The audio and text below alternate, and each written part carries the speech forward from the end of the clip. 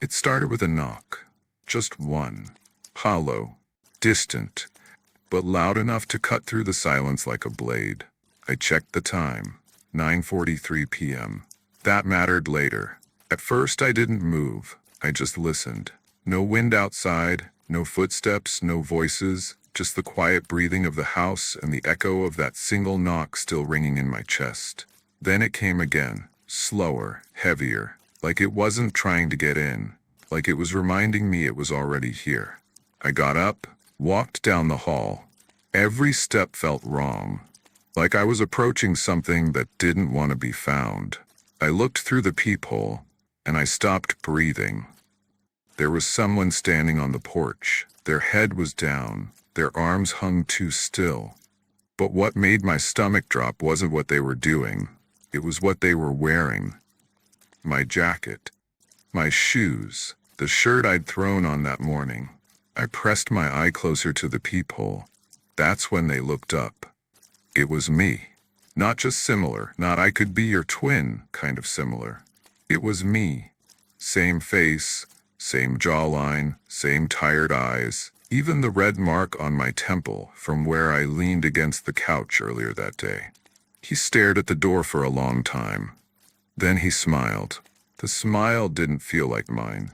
It looked practiced, like someone had studied a human face and was testing it out for the first time. And then in my voice, "Let me in." It wasn't muffled. It wasn't coming through the wood. It was in my ears, clear, personal, like it was inside my head. "Let me in." I stumbled backward, heart pounding. My hands were shaking, but I checked the locks. Deadbolt, chain, everything still sealed. Then my phone buzzed. No contact, no name, just a message. "If you see yourself outside, do not open the door." I looked back through the peephole. Still there, still smiling, still waiting. Then it started saying things it shouldn't know. The name of the street I grew up on. The nickname my father gave me before he died.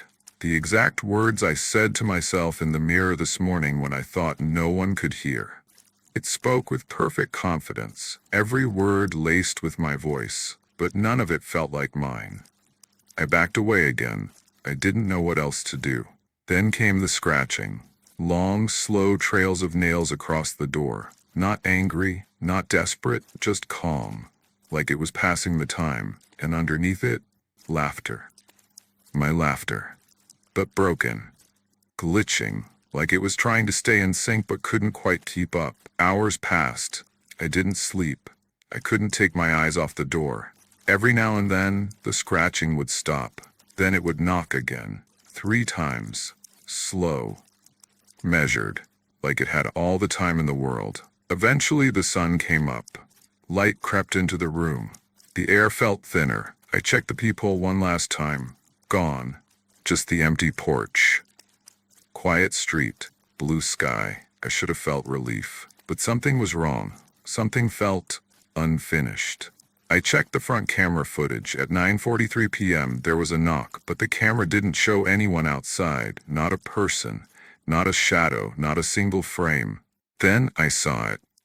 At 9:44, the door opened. No one turned the knob, no key, no motion. It just unlocked, swung open, then slowly closed again. I never saw myself on the porch, but I saw myself on the footage, inside the house, standing in the hall, watching the door close, smiling. That version of me isn't in the footage after that. I've watched the video 100 times, frame by frame. He vanishes between 1 second and the next. But here's what I can't explain. Since that night, things have been off. I forget conversations I don't remember starting. Objects move, just slightly. Not enough to be certain, but enough to notice. And sometimes when I walk past a mirror, I see myself blink, but I don't feel it.